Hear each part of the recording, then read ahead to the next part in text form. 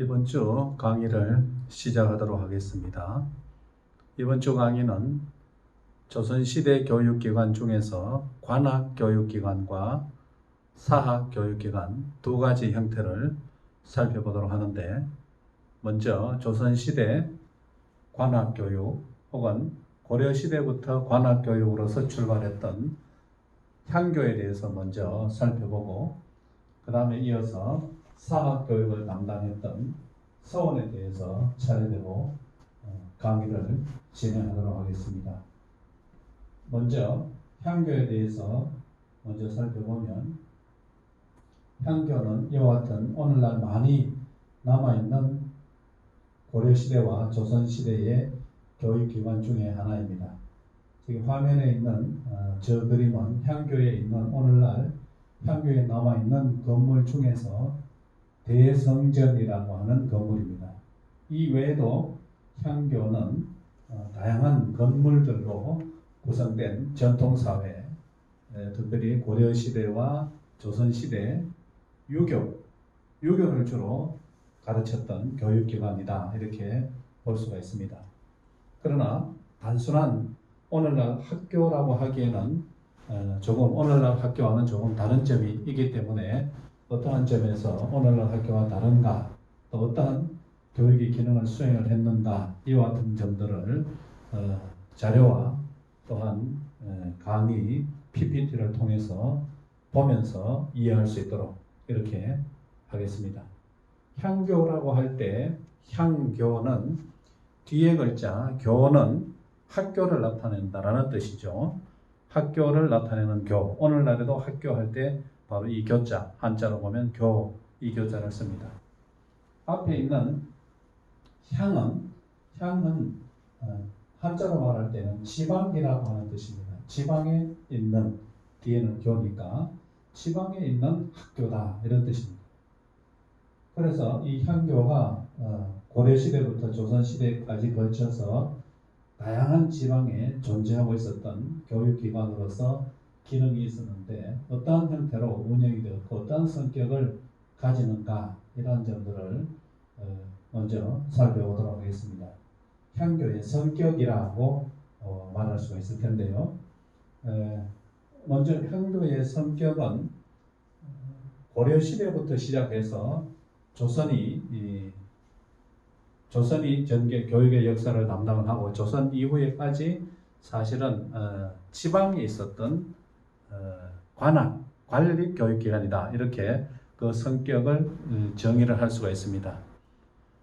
왜 고려시대부터라고 하느냐 하면, 오래된 오늘날 향교로 남아있는 것들 중에서 그 설립 역사를 조사를 해보면 고려시대에 설립된 향교들이 상당수 남아 있습니다. 그러니까 향교는 고려시대부터 존재했었던 학교다, 이렇게 말할 수가 있습니다. 그리고 향교는 그 성격상 이름에 이미 나와 있지만, 향이라고 할 때 향자가 지방이라고 하는 뜻이라고 했으니까 수도, 서울, 수도 중심에 있는 것이 아니라 주요한 지방마다 설립되었던 고려와 조선시대의 교육기관이다, 이렇게 성격을 정의를 할 수가 있습니다. 물론 고려시대 이전에 삼국시대에도 지방에 있었던 학교들이 존재했었죠. 고구려에 보면 경당이라고 하는 이러한 교육기관도 있었고, 각 지방에 경당을 세우고 자제들을 교육했다, 이런 내용이 있으니까, 또 향학이라고 하는 어떤 교육기관도 있었다라는 거죠. 그러니까 향교라고 하는 어떤 제도적 형태로 완비되기 이전에 다양한 지방에 있었던 학교제도, 학교들을 전통적으로 계승을 해서 고려시대 본격적 유교 교육기관으로서 각 지방에 설립되었던 것이 향교라고 말할 수가 있습니다.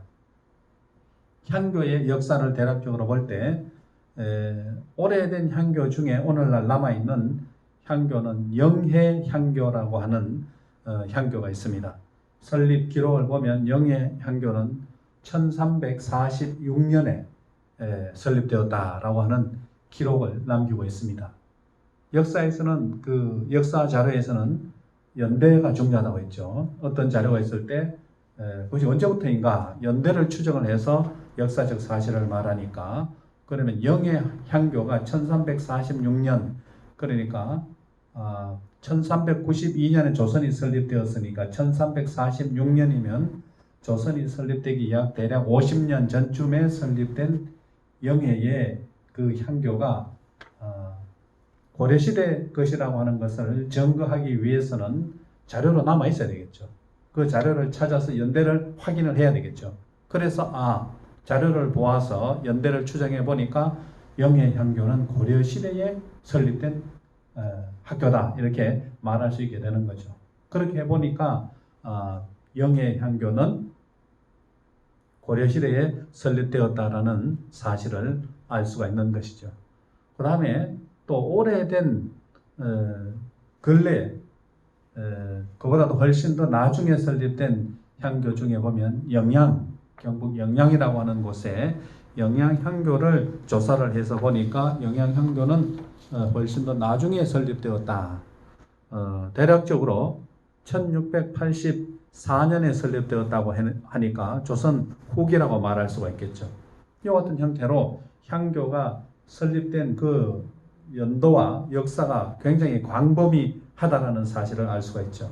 고려 후기부터 조선 후기까지 존재했었던 교육기관이고 오늘날에도 또한 각 지방별로 널리 우리가 조금만 관심을 가지고 찾아보면 전통사회에서 존재했던 그 향교의 모습을 찾아볼 수가 있습니다. 가까운 대구에도 있고 또 각 지방에 가면 지방의 중요한 어떤 행정 단위별로 향교가 남아 있다라고 하는 사실을 발견하게 됩니다. 그 정도로 교육에 관한 각 지방 교육에 관한 어떤 역사가 우리가 생생하게 사실로 확인될 수 있는 겁니다. 그래서 우리가 오늘날 교육을 생각을 할 때 오늘날 교육이 갑자기 나타난 것이 아니라 우리나라 교육의 전통에 교육의 역사에 있어서 교육에 관한 활발한 학교를 세우고 교육을 활발하게 전개했다라고 하는 역사를 구체적으로 여전히 확인할 수가 있습니다. 조선시대에 와서 지방에 있는 학교를 건립하는 원칙을 세웠습니다. 학교를 어떠한 원칙에 따라서 학교를 건립하느냐라고 할 때 그 원칙이 화면에 4번에 있는 1읍 1교 원칙입니다. 1읍 1교라고 하는 것은 한자 그대로 말하자면 하나의 읍에 하나의 학교 이런 뜻이죠. 읍이라고 하는 것은 최소의 어떤 행정단위, 그러니까 동네가 아닌 동이 아닌 어떤 공적인 최소의 행정단위가 읍이라고 하는 겁니다. 그러니까 1읍, 그러니까 최소의 행정단위마다 학교를 하나씩 세워야 한다라고 하는 것이 지방에 있는 교육을 담당하는 기관으로서 향교를 설립하는 보급하는 원칙입니다. 그러나 전국적으로 이와 같은 교육을 담당하는 향교가 널리 분포했다라고 하는 사실을 이 원칙에 따라서 알 수가 있고 또 실제적으로 오늘날에 남아있는 향교를 보면 그것을 확인할 수가 있습니다. 행정 단위별로 설립되었다. 그러니까 큰 행정 단위라고 하면 오늘날 대구라고 하면 대구에 향교가 있습니다. 대구에 오늘날에도 그 향교가 남아있죠. 그 다음에 대구 인근에 영천에도 향교가 있고 청도에도 향교가 있고 다양한 행정 단위별로 다 있는 겁니다.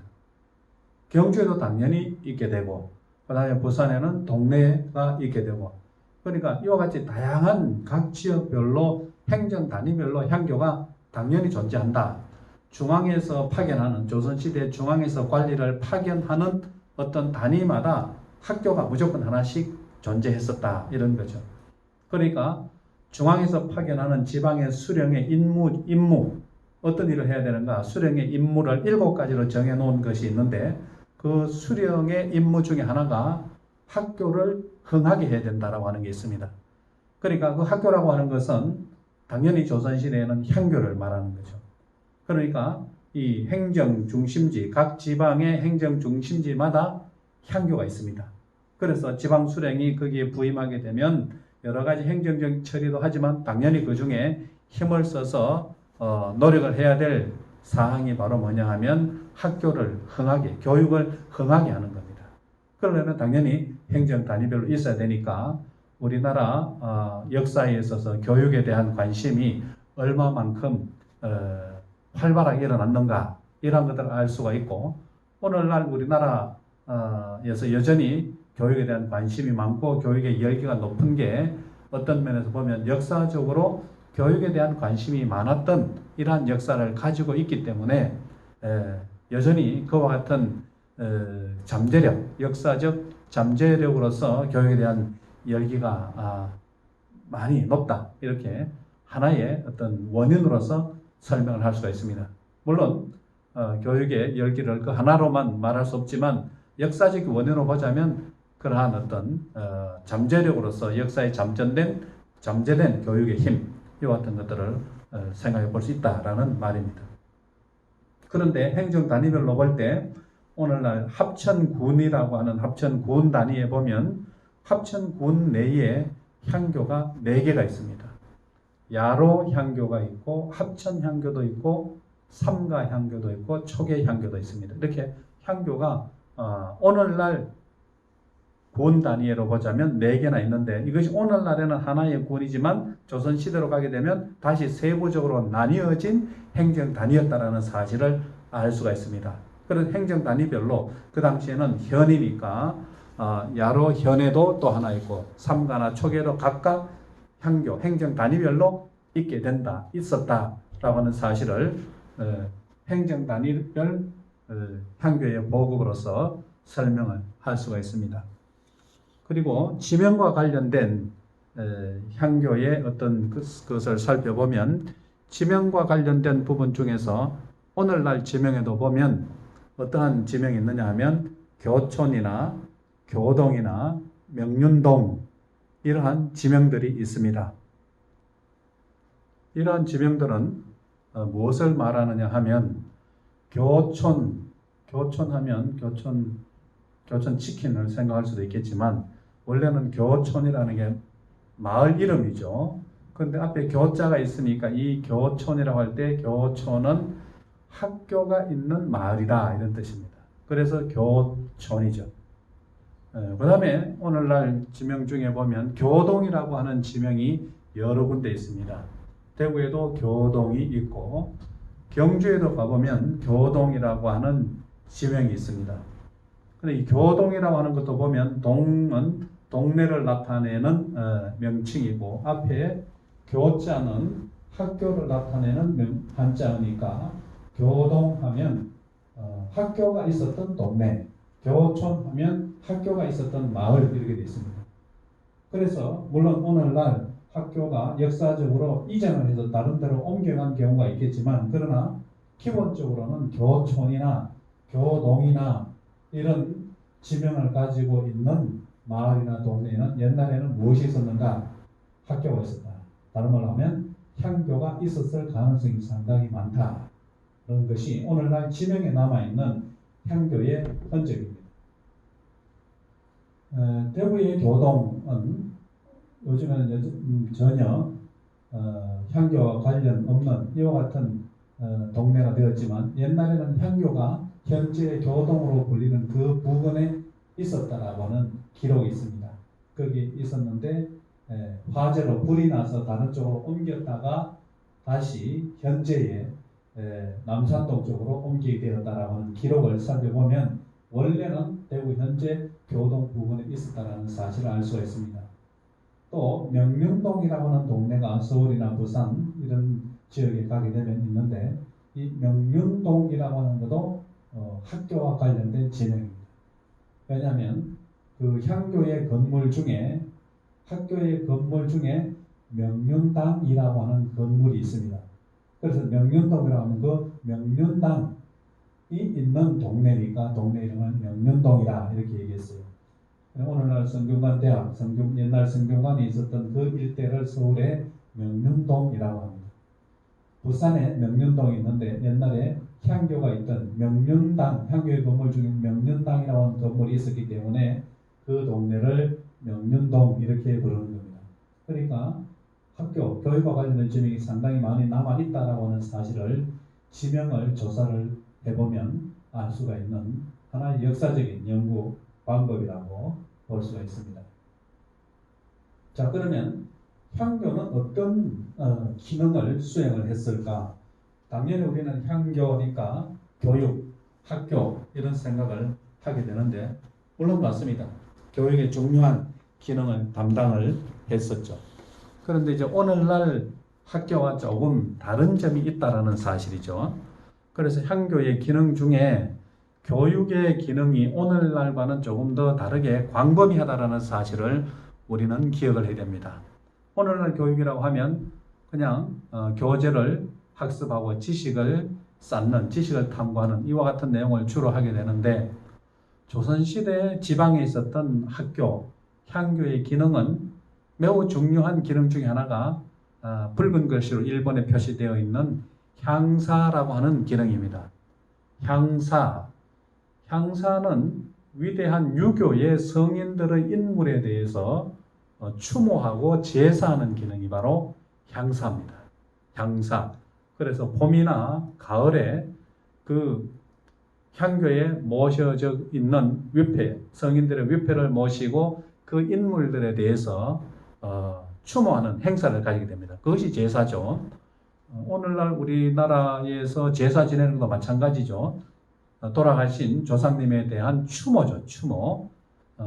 마찬가지로 유교의 훌륭한 인물들에 대해서 유교 이데올로기 사회에서 당연히 유교적 인물에 대해서 제사를 하는 것이 매우 중요한 어떤 교육적 기능이 있는 것이죠. 교육이라고 하는 것이 단지 지식의 연마뿐만이 아니라 훌륭한 인물에 대해서 성인에 대해서 그 인격을 본받고 추모하는 것, 그 자체가 전통사회에서 교육에는 매우 중요한 일입니다. 지식을 연마하고 지식을 쌓는 이유가 훌륭한 인물이 되는 거니까 조선시대나 혹은 유교적 이데올로기 사회 속에서는 훌륭한 인물에 대해서 추모를 하는 것이 교육적으로 매우 중요한 일이 될 수밖에 없는 것이죠. 이것이 오늘날 교육의 어떤 성격과는 조금 다른 점입니다. 그러니까 유교적 어떤 사회에서는 유교의 훌륭한 인물이 되는 것, 이것이 교육적 이상이고 일종의 교육의 목표라고 볼 수가 있습니다. 그러니까 일정한 어떤 공간을 따로 마련합니다. 성인들에 대한 제사를 하기 위해서 공간을 따로 마련하고 또 일정한 날짜에 맞추어서 봄과 가을에 대체적으로 보면 그 훌륭한 인물에 대해서 제사를 지내는 거죠. 음식을 준비하고 절차에 따라서 순서를 마련해서 각 담당자를 정하고 엄숙한 행사를 하게 되는 거죠. 오늘날 향교에서도 각 지방에 있는 여러 향교가 있는데 그 향교들이 여전히 이 성인들, 유교의 훌륭한 인물들에 대해서 제사하고 추모하는 것은 여전히 대부분 향교들이 하고 있습니다. 그래서 살아있는 기능이라고 볼 수 있죠. 우리가 관심을 조금만 가지면 알 수 있는 내용들입니다. 그래서 그 향사, 성인들에 대한 제사를 지내기 위한 어떤 공간이 있어야 되겠죠. 그 공간이 크게 대성전이라고 하는 공간이 있고 대성전이라고 하는 건물 앞에 양쪽으로 동쪽과 서쪽으로 또 건물이 있는 경우가 있습니다. 물론 오늘날 대성전만 있고 대성전 앞에 또 작은 사당으로서 동무, 서무 이와 같은 것은 없는 경우도 있는데 기본적인 어떤 향교의 구성에는 대성전과 더불어 동무, 서무가 있어야 됩니다. 훌륭한 인물에 대한 제사를 지내는 것이 매우 중요하기 때문에. 그래서 그러면 어떤 훌륭한 인물들에 대해서 제사를 지내는가? 그 제사의 대상이겠죠. 어떤 인물들이 있었느냐 하면 먼저 대성전이라고 하는 가장 중심되는 제사 공간의 가장 중심되는 건물에서는 공자, 유교의 가장 중요한 인물이 공자 아닙니까? 공자와 4명의 유교의 성인들입니다. 안해와 자사와 증자와 맹자 이렇게 공자와 4명의 인물입니다. 그 5명이 되겠죠. 이 5명에 대한 어떤 그 공간, 추모 공간이 대성전입니다. 그 다음에 이 5명 이외에 그 후대의 역사적 유교의 인물들, 그 인물들은 대성전 앞에 별도의 건물에 동무, 서무를 서로 마주보게 양쪽으로 건물을 지어서 위패를 모시는데 그 동무, 서무에는 중국의 유학자, 주자죠. 그 다음에 정명도라고 하는 유학자, 그 다음에 신라의 유학자 최치원, 설총, 고려의 유학자 정몽주, 안향, 조선의 유학자 많죠. 조선의 역사, 유교의 역사니까 많은 이와 같은 조선의 유학자들이 거기에 모셔져 있게 됩니다. 국가에서 공식적으로 정해서 향교에 이렇게 위패를 모시게 되면 전국의 향교에서 일제히, 서울에서는 성균관이고 각 지방에 있는 향교에서 일제히 봄과 가을에 제사를 지내니까 이러한 훌륭한 인물로 인정이 되게 되는 거죠. 이게 첫 번째 향사라고 하는 기능입니다. 두 번째 기능은 이제 오늘날 말하자면 이제 텍스트를 가지고 교재를 가지고 읽고 또 강독하는 이와 같은 좁은 의미에서 순수한 교육, 오늘날 교육으로 보자면 그러한 어떤 교육의 기능이 강학이라고 하는 기능입니다. 그래서 강학이라고 하는 교육적 기능에서 볼 때는 먼저는 강경이라고 하는데 경서를 중심으로 해서 읽고 암송하고 문답하는 것을 강경이라고 합니다. 물론 여기에서 경서는 당연히 유교의 경전이겠죠. 사서, 오경이나 혹은 어떤 유교에서 중요하게 되는 역사적인 어떤 역사책, 역사서, 통감 이런 것들이 이제 역사책에 속하는 건데, 그런데 이 유교의 경전과 역사서를 중심으로 해서 경서를 읽고 쓰고 문답하고 또 설명하고 이러한 내용이 이제 교육으로 전개됩니다. 그것이 강경이고, 그 다음에 읽고 쓰는 것만으로 되지 않고 조선시대나 혹은 고려시대는 자기의 어떤 견해나 자기의 생각을 문장으로 잘 표현을 해야 되죠. 오늘날로 말하자면 자기의 어떤 지식 정도나 자기가 알고 있는 것을 논리적으로 또한 다른 사람에게 호소력 있게 전달할 수 있는 어떤 능력, 이러한 것들이 매우 중요하죠. 왜냐하면 과거 시험을 칠 때 무엇으로 과거 시험을 치느냐 하면 바로 문장, 자기가 공부한 내용을 문장으로 잘 감동스럽게 표현해야 되니까 그것이 매우 중요한 어떤 교육받은 실력의 증거가 됩니다. 바로 그와 같은 내용을 공부하는 것이 제술이라고 하는 겁니다. 제술. 그래서 강경과 제술. 강경은 경서를 공부하는 것. 제술은 시를 짓거나 혹은 문장을 잘 작성하는 방법을 연습하는 것. 이와 같은 것들이 제술입니다. 그래서 오늘날 교육으로 보자면 강학 기능, 이것이 가장 교육적으로 오늘날에는 중요하다 이렇게 말할 수 있지만, 조선시대나 고려시대에 있어서는 강학만이 교육이 아니라 어떤 위대한 훌륭한 인물에 대해서 제사 지내는 것, 그건 역시 교육에서 매우 중요한 내용으로 보았기 때문에 향교의 공간 구조도 당연히 이와 같은 강학을 하는 공간이 한 부분을 차지한다면 향사를 하는 공간, 대성전과 동서무가 또한 굉장히 많은 공간을 차지하고 있습니다. 이러한 것이 이제 향교의 기본적 기능이고, 향교에서 그러면 교육을 담당했던 사람들은 누구인가? 향교의 교관이라고 말할 수가 있겠죠. 어떤 사람들이 어떠한 직책으로 향교에서 교육을 담당하게 되었는가라고 하는 것이 이제 교관에 관한 문제죠. 향교의 교관은 두 부류로 나누어서 볼 수가 있는데, 한 부류는 교수라고 하는 이름으로 불렸던 인물들입니다. 교수. 그 다음에 또 한 부류의 사람들은 교관이라고 불리는 사람들이었어요. 그러니까 향교의 교관은 교수와 훈도가 있다라고 하는 겁니다. 물론 기능은 똑같은 기능을 다 수행을 하죠. 교수도 가르치는 기능을 하고, 또 교관도 훈도도 가르치는 기능을 수행을 합니다. 위에 있는 교수는 오늘날 대학에 가르치는 사람 교수라고 부르는 그 직업과 같은 한자어죠. 훈도는 오늘날 남아있지 않지만 그러나 여전히 인도하고 가르치고 인도하는 사람이다 이런 뜻이에요. 그런데 차이는 뭐냐 하면, 교수는 조선시대로 보자면 주와 부라고 하는 행정단위에 있었던 교관. 그러니까 주와 부는 행정단위 중에서 오늘날로 말하자면 무슨 시도 이런 정도 되겠죠. 좀 큰 광역단체에 해당되는 거고, 밑에 있는 군현은 좀 더 지방자치단체, 좀 더 작은 중소 자치단체 이렇게 되는 거예요. 그러니까 그 행정 규모에 따라서 주와 부에는 교수, 군과 현에는 군도 이렇게 되는 거예요. 대구는 부라고 되어 있으니까 대구 향교에 있었던 교관 용어는 교수라고 불리는 거겠죠.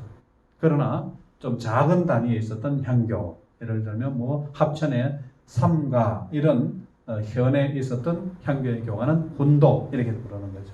이런 행정 단위별로 조금의 차이가 있었다라고 하는 사실을 알 수가 있고, 이 외에도 또 향교에서는 향교를 운영을 해야 되나요?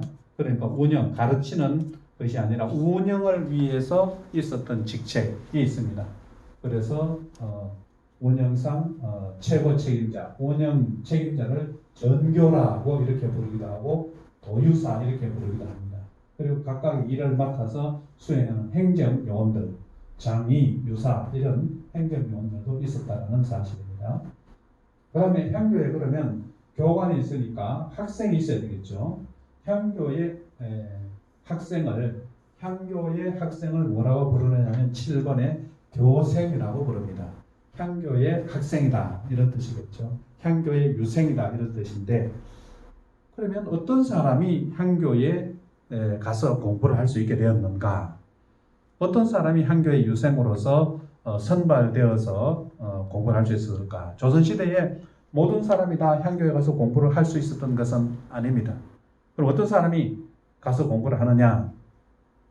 그것은 먼저 되기 위해서는 교생, 먼저 입학해서 공부하던 향교의 유생 10사람의 추천을 받아야 됩니다.